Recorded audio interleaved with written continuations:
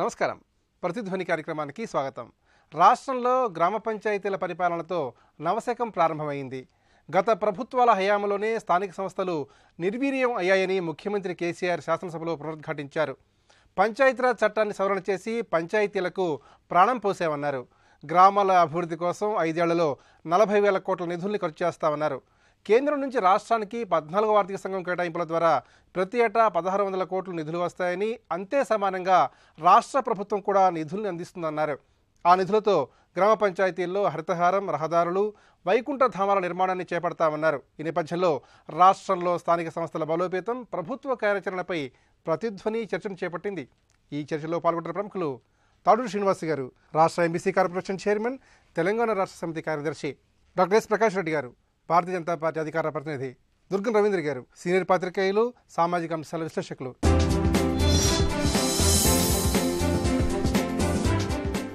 శ్రీనివాస్ గారు, గ్రామీణ వికాసం కోసం తమ ప్రభుత్వం సంపూర్ణంగా కట్టుబడి ఉందని ముఖ్యమంత్రి కేసీఆర్ శాసనసభలో ప్రకటించారు. రాబోయే 5 సంవత్సరాల్లో 40,000 కోట్ల రూపాయలు కేంద్ర రాష్ట్ర ప్రభుత్వాల భాగస్వామ్యంతో గ్రామసీమల్లో ఖర్చు చేస్తామని ముఖ్యమంత్రి చెబుతున్నారు. మరి గ్రామీణ సమగ్ర ప్రగతికి సంబంధించి రాష్ట్ర ప్రభుత్వం ఎలాంటి నిర్దిష్టమైన ప్రణాళికలు అమలు చేయబోతోంది? ముఖ్యమంత్రి గారి ఆలోచనల్లో ఈ గ్రామాలు అభివృద్ధి సాధిస్తేనే తద్వారా రాష్ట్రం అభివృద్ధి చెందినట్టు, ఈ రాష్ట్రాలు అభివృద్ధి చెందితేనే దేశ అభివృద్ధికి పట్టుగొమ్మలు ఈ పల్లెసీమలు అనేది ముఖ్యమంత్రి గారు బాగా ఆలోచిస్తూ ఉంటారు. అందులో భాగంగా గ్రామాలకి సంవత్సరానికి 8,000 కోట్ల చొప్పున 5 ఏళ్లకు వేరేసి 40,000 కోట్ల రూపాయలు ఖర్చు పెట్టాలనేది ఒక నిర్ణయం తీసుకోవడం జరిగింది. ఆ గమ్యాన్ని చేరుకునే ప్రయత్నం తప్పకుండా చేస్తామని ఆశిస్తున్నాం. ముఖ్యంగా గ్రామాలకు ఈరోజు రాష్ట్ర ప్రభుత్వం అందిస్తున్నటువంటి చేయూత అనేక అంశాలలో, తాగునీరు, మిషన్ భగీరథ ద్వారా మేము ఇంటింటికి నల్ల నీళ్లు, గ్రామాల మీద గుదిబండ కాకుండా రాష్ట్ర ప్రభుత్వ బడ్జెట్తో అది చేయడం జరుగుతూ ఉంది. అదే రకంగా మిషన్ కాకతీయ ద్వారా చెరువుల్ని తవ్వకం అనేది ఈరోజు గ్రామంలో రాష్ట్ర ప్రభుత్వ బడ్జెట్ ద్వారా సెపరేట్ ఒక మిషన్ లాగా చేయడం, అంటే గ్రామం యొక్క నిధులతో కాకుండా నేరుగా రాష్ట్ర ప్రభుత్వం తీసుకుంటున్నటువంటి చర్య. ఇవి పర్మనెంట్ ఇన్ఫ్రాస్ట్రక్చర్స్. మీరు ఉదాహరణకు చూసినట్టయితే రోడ్లు కూడా మనం ఈరోజు గ్రామాల నుంచి మండలాలకు, మండలాల నుంచి జిల్లాలకు కనెక్టివిటీకి రాష్ట్ర ప్రభుత్వమే నిధుల్ని సమకూర్చి ఈరోజు రోడ్లు వేయడం కూడా జరుగుతుంది. ఇవన్నీ ఒకవైపు చేస్తూనే కొంత రెస్పాన్సిబిలిటీ కూడా గ్రామాల యొక్క ప్రజలకు నిర్దేశిస్తూ ఉన్నాం. ఏంటి, హరితహారాన్ని మనం ఈరోజు రాష్ట్ర ప్రభుత్వం నిర్వహిస్తూ ఉంది. చెట్లు నాటే కార్యక్రమాన్ని, దాన్ని ఆ చెట్లని సరిగ్గా చూసుకునేటటువంటి భాగస్వామ్యం, క్లీన్ అండ్ గ్రీన్, ఈరోజు గ్రామాలు పరిశుభ్రంగా ఉండాలనేటువంటి ఒక నినాదంతో మరి అటువంటి శానిటేషన్ వరకు గ్రామాలు చూసుకోవాల్సినటువంటి బాధ్యత. తప్పకుండా కొంత మేరకు ప్రాపర్టీ ట్యాక్సెస్ కూడా బాధ్యతాయుతంగా పెంచుకోండి. తద్వారా మనం కొంత, ఇప్పుడు 24 గంటలు కరెంట్ ఉంది. రాష్ట్ర ప్రభుత్వం నేరుగా ప్రతి ఇంటికి 24 గంటలు కరెంట్ ఇస్తున్నాం, వ్యవసాయానికి 24 గంటలు ఇస్తున్నాం. అంటే గ్రామ పంచాయతీల మీద భారం పడకుండా రాష్ట్ర ప్రభుత్వం అనేక అంశాలలో కూడా రాష్ట్ర ప్రభుత్వం తన బాధ్యతగా ఈరోజు గ్రామాలని ఆర్థిక ఊబిలోకి నెట్టకుండా, నిధులు లేమితో కొట్టుమిట్టాడకుండా ఆ రకంగా చేస్తూ ఉన్నాం. రాబోయే కాలంలో పెద్ద ఎత్తున సగటున మనిషికి ఒక 1,000 రూపాయలు చొప్పున మనం ఖర్చు పెట్టేటటువంటి ప్రయత్నం కూడా మేము చేస్తూ ఉన్నాం. ఈరోజు మీరు చూసినట్టయితే ప్రతి గ్రామంలో కూడా ఈరోజు ఏదో ఒక వృత్తిని ఆధారం చేసుకున్నటువంటి వారికి కూడా నేరుగా కొన్ని సంక్షేమ ఫలాలను కూడా అందియడం జరుగుతూ ఉంది. అది చేపల పెంపకం కావచ్చు, గొర్రెల పెంపకం కావచ్చు, ఈరోజు అనేక రంగాలలో ఉన్నటువంటి వృత్తులను కూడా మరొకసారి పునరుజ్జీవింపజేసి వారికి ఆర్థిక సహకారాన్ని అందించడం. వెరసి ఇవన్నీ కూడా గ్రామాల్లో ఉన్నటువంటి ప్రజలకు రాష్ట్ర ప్రభుత్వము నేరుగా కొంత వెసులుబాటును కల్పించి మిగతా కొంత non budgetary clean and green ఇటువంటి కొంత గ్రామాలకు ఇవ్వడం. ముఖ్యంగా ప్రతి తాండాకు మేము ఈసారి 10 లక్షల రూపాయల వరకు గ్రాంట్గా ఇవ్వబోతాం. ప్రతి సంవత్సరం కూడా క్రమం తప్పకుండా గ్రామ సభలను ఏర్పాటు చేయాలని ముఖ్యమంత్రి స్పష్టంగా ఆదేశించారు. మరి రాష్ట్ర ప్రభుత్వం ఆదేశాలను అటు పాలకవర్గం కానివ్వండి, ఇటు అధికార యంత్రాంగం కానివ్వండి, ఏ విధంగా అమలు చేయాలి, గ్రామ సీమల పురోగతికి ఏ విధంగా పాటుపడాలి? మా రాజ్యం మా తాండా అనేది వారి కోరిక, చిరకాల కోరిక. ముఖ్యమంత్రి గారు మనం చాలా ఏళ్ల నుంచి చెప్పి మనం మొన్న చేసుకోవడం జరిగింది. అనేక తాండాలు ఇవాళ గ్రామ పంచాయతీలుగా ఏర్పడడం జరిగింది. పంచాయతీ యూనిట్గా ఉంటే నేరుగా ఈ 10 లక్షల రూపాయలు కనుక ఆ గ్రామానికి వెళ్తే వాళ్ళకి అవసరానికి అనుగుణంగా చేసుకోవడం జరుగుతుంది. రాబోయే కాలంలో నరేగా నిధులను కూడా మనం వాటికి వారి గ్రామానికి కావాల్సినటువంటి వాటికి ఖర్చు చేసుకోవడం జరుగుతుంది. తద్వారా తండాలన్నీ కూడా డెవలప్ అవుతేనే మనం ఈరోజు మానవ అభివృద్ధి గ్రామాలలో జరిగితేనే ఈ దేశంలో అభివృద్ధి జరిగినట్టుగా మేము ముందుకు పోయే ప్రయత్నం చేస్తాం.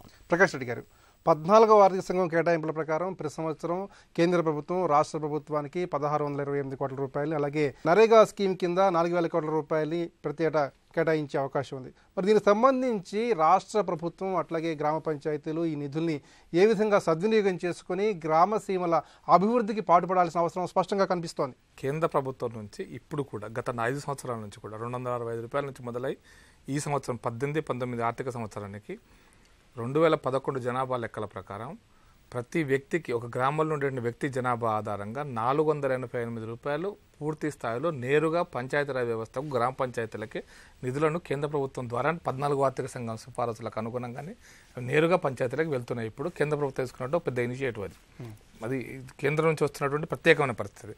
అదేవిధంగా మన్రేగా ఏదైతే గ్రామీణ ఉపాధి హామీ పథకం నిధులను కూడా బీజేపీ అధికారంలోకి వచ్చిన తర్వాత కేంద్ర మోడీ గారు అధికారంలోకి వచ్చిన తర్వాత 35,000 కోట్ల రూపాయలు ఉండి ప్రతిపక్షాలు బదనాం చేసి ఈ స్కీమ్ని మొత్తం బీజేపీ ప్రభుత్వం రద్దు చేస్తున్నటువంటి ఆ తరుణం నుంచి ఈ రోజున 4 సంవత్సరాల తర్వాత ఈ సంవత్సరం 65,000 కోట్ల రూపాయలను గ్రామీణ ఉపాధి హామీ పథక నిధులు కేటాయించడం అనేటువంటిది సుమారుగా 30,000 కోట్ల రూపాయలు అదనంగా ఈ సంవత్సరం అంటే సుమారు 25,000 కోట్ల రూపాయలు 14-15 కంపేర్ చేసినప్పుడు రావడం అనేటువంటిది అది రాబోయే రోజుల్లో గ్రామాలలో మరింతగా ఉద్యోగ కల్పన కోసం ఉపయోగపడుతున్నాయి. రెండో అంశం గ్రామీణ గృహ నిర్మాణం కానీ గ్రామీణ నీటిపారుదల కానీ ఇవన్నీ కూడా కేంద్రం సించాయి యోజన పథకం కింద కూడా చాలా ఆల్మోస్ట్ 11 ప్రాజెక్టు దాని కిందనే వర్కౌట్ అవుతున్నాయి.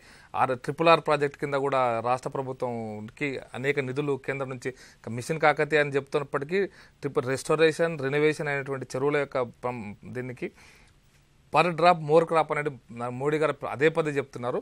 ఆ స్కీమ్ కింద కూడా అనేకమైన నిధులు ఈ రాష్ట్రానికి కేంద్రం నుంచి వస్తున్నటువంటి విషయం ఇప్పటికి జరుగుతున్నటువంటి విషయమే, దాంట్లో ఎటువంటి డిస్ప్యూట్ లేదు. అయితే నేను ఒక విషయం సందర్భంగా చెప్పదలుచుకున్నాను. 73వ రాజ్యాంగ సవరణ తర్వాత గ్రామ పంచాయతీ వ్యవస్థలో సమూలమైన మార్పులు రావాల్సిన అవసరం ఉండే ఈ దేశంలో ముఖ్యంగా ఈ రాష్ట్రంలో కూడా అవసరం ఉండింది. స్వతంత్ర ప్రభుత్వాలుగా మెలగాల్సినటువంటి అవసరం ఉందనేటువంటిది నేను భావిస్తున్నాను. 73 రాజ్యాంగ సవరణ యొక్క స్ఫూర్తి కూడా అదే. దాంట్లో అన్నిటికంటే ప్రధానమైన అంశం ఏంటంటే గ్రామ పంచాయతీ అనగానే గ్రామ పంచాయతీలో అన్నిటికంటే ముఖ్యమైనది గ్రామసభ నిర్వహించడం. ఈ రాష్ట్రంలో కానీ ఏ రాష్ట్రంలో అయినా సరే ఎవరు లబ్ధిదారులు అయినా అది రేషన్ కార్డు నుంచి మొదలు పెడితే ట్యూషన్ ఫీజు ఎలిజిబిలిటీ నుంచి మొదలు పెడితే ఫీజు రియంబర్స్ నుంచి మొదలు పెడితే ఆరోగ్యశ్రీ కార్డు నుంచి మొదలు పెడితే ట్రాక్టర్ల వరకు ఇండ్ల వరకు లబ్ధిదారుల ఎంపిక తప్పనిసరిగా గ్రామ సభ నుంచే జరగాలి. ఇది 73వ రాజ్యాంగ సభ నిర్దేశిస్తున్నటువంటి వాస్తవమైన పరిస్థితి.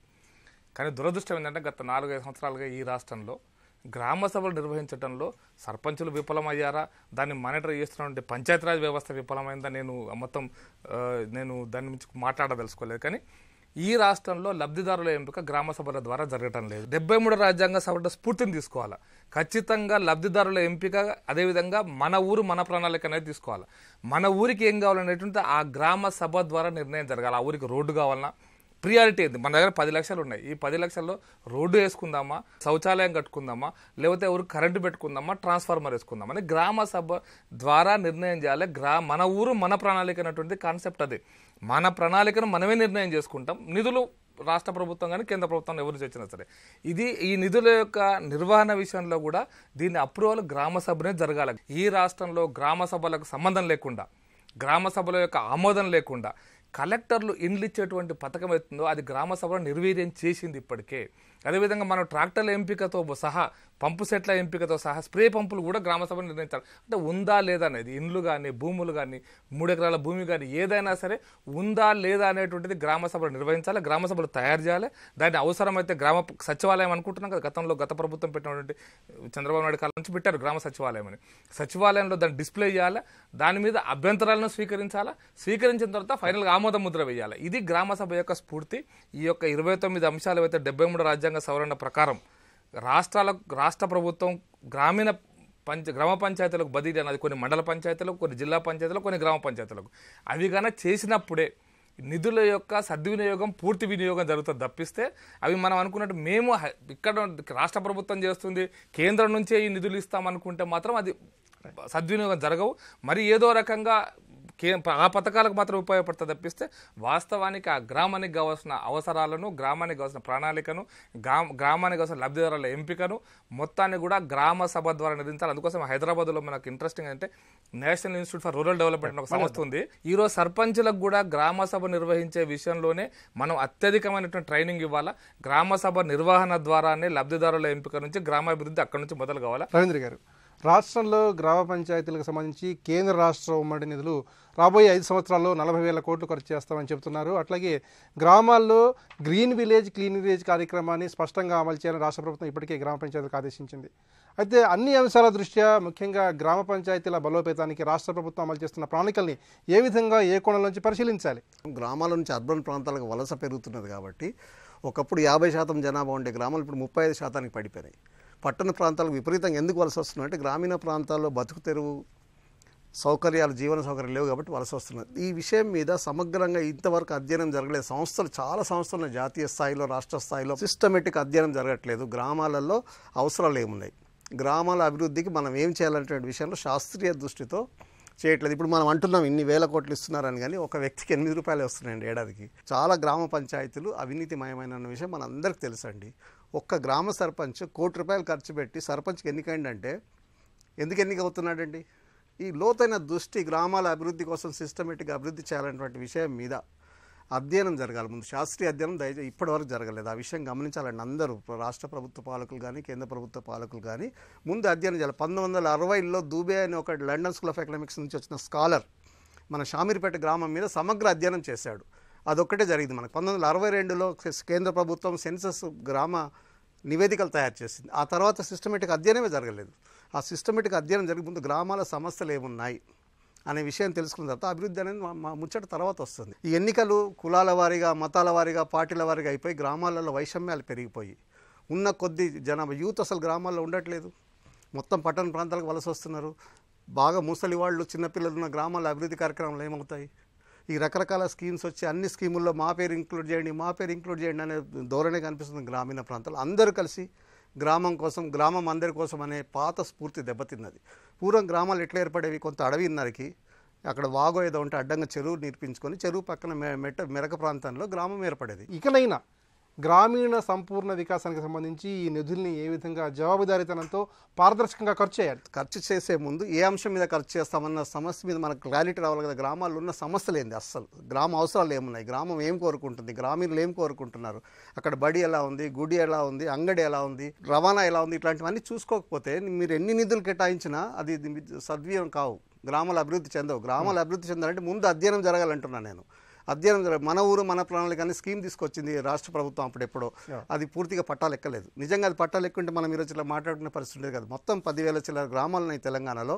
ఒక్కొక్క గ్రామీణ సమస్య ఏముంది, కొన్ని గ్రామాలు ఎందుకు వెనుకబడుతున్నాయి, కొన్ని గ్రామాలు ఎందుకు అభివృద్ధి చెందుతున్నాయి అనే విషయం మీద శాస్త్రీయ అధ్యయనం జరిగిన తర్వాత నిధులు చాలా ఉన్నాయండి. గ్రామీణ ప్రాంతాల్లో నిధులు అక్కడే బోల్డంత సంపద సృష్టింపబడుతుంది గ్రామాలు. శ్రీనివాస్ గారు, కుటుంబ సంక్షేమానికి సంబంధించి రాష్ట్ర ప్రభుత్వం ఇప్పటికే అనేక కార్యక్రమాలను అమలు చేస్తోంది. నిరంతర విద్యుత్తు, అలాగే వ్యవసాయ అభివృద్ధి, మిషన్ కాకతీయ, మిషన్ భగీరథ కార్యక్రమాలను కూడా రాష్ట్ర ప్రభుత్వం అమలు చేస్తుంది.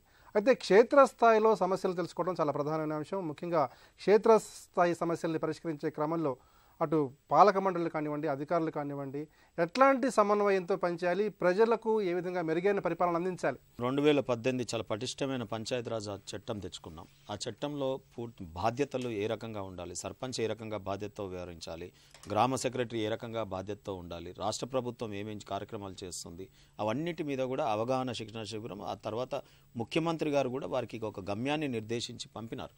దాంట్లో సర్పంచ్లకు అనేక హితబోధలు చేసినారు.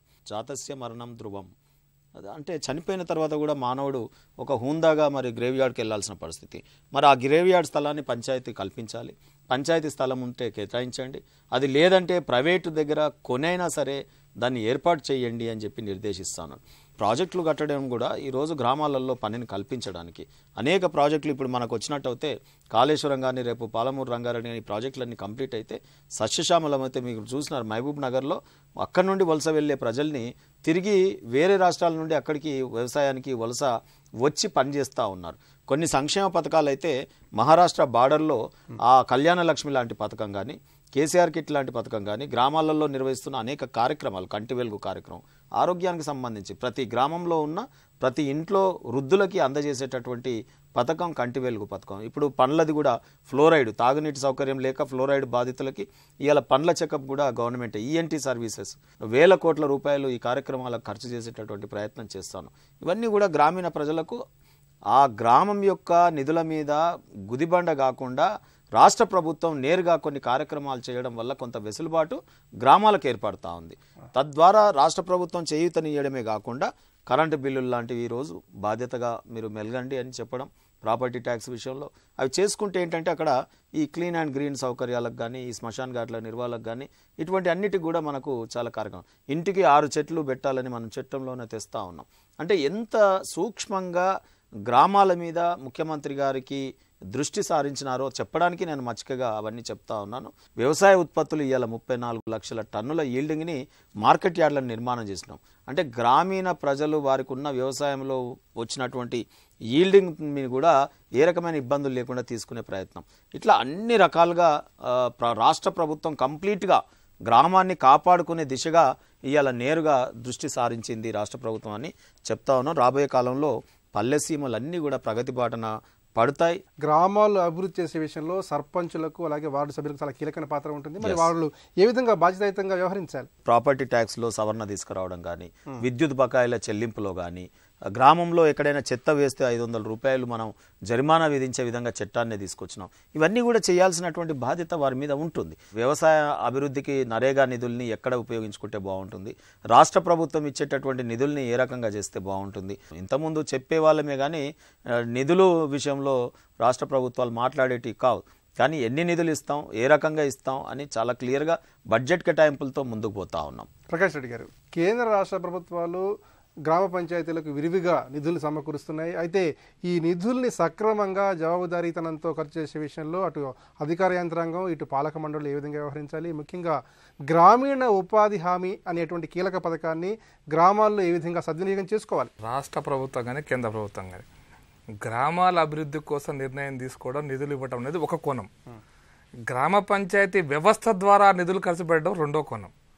మనం చర్చించుకోవాల్సిన అంశం ఏంటంటే ఈ నిధులను రాష్ట్ర ప్రభుత్వం నేరుగా ఖర్చు పెట్టాలన్నా, గ్రామ పంచాయతీల ద్వారా ఖర్చు పెట్టాలన్నా, అది మండల పంచాయతీలు కావచ్చు, గ్రామ పంచాయతీ కావచ్చు, జిల్లా పంచాయతీ కావచ్చు, పంచాయతీరాజ్ వ్యవస్థ ద్వారా ఖర్చు పెట్టాలన్నా మనం దాన్ని నేరుగా లబ్ధిదారులకు సమకూర్చాలనేటువంటి ఒక కీలకమైన అంశమే 73వ రాజ్యాంగ సవరణ అడ్రస్ చేస్తుంది. 73వ రాజ్యాంగ సవరణ అడ్రస్ చేస్తుంది, చాలా కీలకమైన. అంతకుముందు కూడా గ్రామ పంచాయతీ వ్యవస్థ లేక కాదు. ఇది ఒక కోణం. రెండవ కోణం ఏంటంటే ఏవైతే 29 అంశాలు గ్రామాలలో పనిచేస్తున్నట్టు అంగన్వాడీ కావచ్చు, 29 అంశాలు వ్యవసాయం కావచ్చు, గిడ్డంగులు కావచ్చు, ఈ 29 అంశాలను రాష్ట్ర ప్రభుత్వము గ్రామ పంచాయతీలకు విధిగా బదిలీ చేయాలనేటువంటి అంశం వచ్చింది. 29 అంశాలను బదిలీ కనుక చేయకుండా మనం నిధులను రాష్ట్ర ప్రభుత్వం ద్వారా నేరుగా కరెంట్ ఇచ్చినా, నీళ్ళు ఇచ్చినా అవి రాష్ట్ర ప్రభుత్వాలు కాదు, గ్రామ పంచాయతీల నిర్వహణ, గ్రామ పంచాయతీల యొక్క బాధ్యత. ఈ ఉపాధి హామీ పథకాన్ని ఏ విధంగా గ్రామ సీమల్లో సద్వినియోగం చేసుకోవడం ద్వారా గ్రామాల పరిపుష్టవంతానికి ఉపకరిస్తుంది? ప్రధానమంత్రి గారు పార్లమెంట్లో ఒకరోజు ఉపాధి హామీ పథకం చాలా స్పష్టమైన దిశానిర్దేశం చేశారు. ఉపాధి హామీ పథకం గతంలో ఎట్లా అమలైనప్పటికీ కూడా దానికి విమర్శలు కాకుండా ఎంతో కొంత సంపదను సృష్టించేటువంటి కార్యక్రమాలలో దీన్ని నిర్వహించాలనేటువంటిది కేంద్ర ప్రభుత్వం ఆదేశించింది కూడా. అందుకోసం ఏంటంటే గ్రామంలో ఉన్నటువంటి ప్రోగ్రామ్ కోఆర్డినేటర్ ఎవరుతుంటారో అతను ఆ సంపద సృష్టించే కార్యక్రమం ఏంటనేది కలెక్టర్కి ముందు చెప్పాలా. కలెక్టర్ ఆదేశానుసారమే, కలెక్టర్ యొక్క ఆదేశాలకు అనుగుణంగానే ఇక్కడ గ్రామాలలో ఆ కార్యక్రమాన్ని చేపట్టాలనేటువంటిది ఇప్పుడు వస్తుంది. అంటే సంపద సృష్టించకుండా మనం ఈ నిధులు సంవత్సరానికి 40,000 కోట్లు 60,000 కోట్ల కేంద్రంలో సుమారుగా రాష్ట్రంలో 3,000 నుంచి పైచిలకు కోట్లను మనం ఖర్చు పెట్టడం వల్ల సంపద సృష్టించబడకుండా ఉంటే అది రాబోయే దీర్ఘకాలిక ఆ గ్రామ ప్రయోజనాలను అడ్రస్ చేయట్లేదు అనేటువంటిది ఒక అంశం.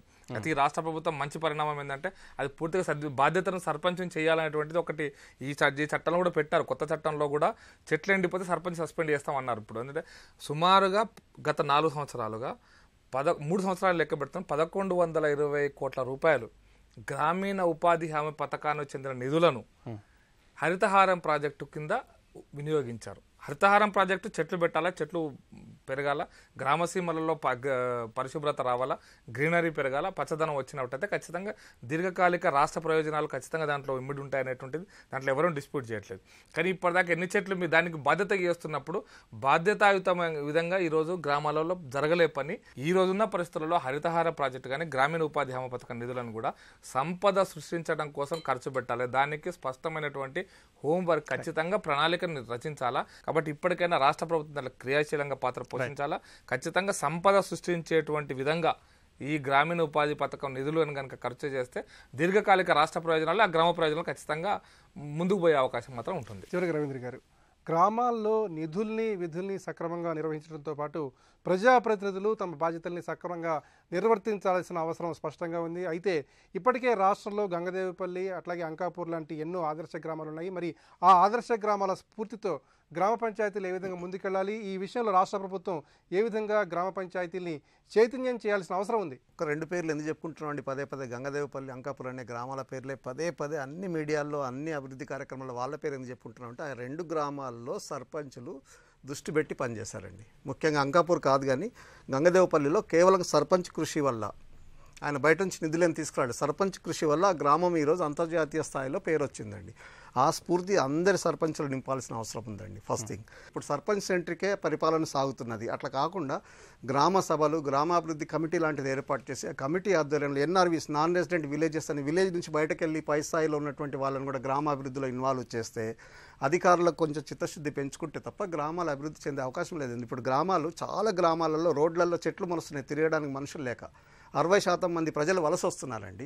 అందుకని 2 గ్రామాలను రద్దు చేసి ఒక గ్రామం చేసే అవకాశం ఏమైనా ఉందా? ఇట్లాంటి వినూత్నంగా కొత్త డెవలప్మెంటల్ ఆలోచన చేయాల్సిందే. కానీ మీరు సంప్రదాయ పద్ధతులు ఆలోచిస్తే గ్రామాలకి మనం బయట చేసే పని కంటే లోపల స్ఫూర్తి రావాలి. ఆ సర్పంచుల స్ఫూర్తి పెరగాలి. ఆ గ్రామీణులు మా గ్రామాన్ని అభివృద్ధి చేసుకుందామనే స్ఫూర్తి రావాలి. దానికి మనం బయట నుంచి సపోర్ట్ చేయాల్సి ఉంటుంది. ఆ స్ఫూర్తిని పెంచితే తప్ప గ్రామాల అభివృద్ధి చెందాం. ఎందుకంటే 60 ఏళ్ళుగా 70 ఏళ్ళుగా మన గ్రామాల మీద కొన్ని కోట్ల రూపాయల నిధులు ఖర్చు చేసినామండి. చేశారు, నిజంగానే గ్రౌండ్లో ఖర్చు చేశారు. ఏం లాభం? అక్కడెక్కడో గోడౌన్ కడతారు, ఆ గోడౌన్ పాడుపడుతుంది, మెయింటెనెన్స్ ఉండదు. యూటిలిటీ వాల్యూ ఉండేటువంటి కార్యక్రమాలు టేకప్ చేసి ప్రణాళికాబద్ధంగా పోతే, ముఖ్యంగా సర్పంచ్ల మీద దృష్టి బాగా మనం పైనుంచి విజిలెన్స్ పెంచి సిస్టమేటిక్గా పనిచేయడానికి కనుక వాళ్ళని స్ఫూర్తి నింపితే డెఫినెట్గా అన్ని గ్రామాలు అభివృద్ధి చెందుతాయి. గ్రామాల్లో మానవ వనరులు చాలా గొప్పగా ఉన్నాయండి, మనకు సహజ వనరులు గొప్ప. అన్నింటిని మించి తెలంగాణ గ్రామాలకు వాతావరణం చాలా గొప్పగా ఉంటుందండి.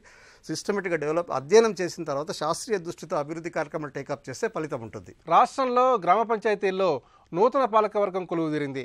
కేంద్ర రాష్ట్ర ప్రభుత్వాలు ఇచ్చే నిధులతో గ్రామీణ ప్రాంతాల్లోని రహదారులు, హరితహారం, వైకుంఠధామాల నిర్మాణాలకు వెచ్చిస్తారు.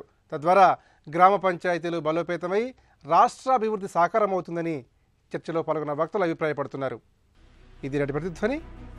నమస్కారం.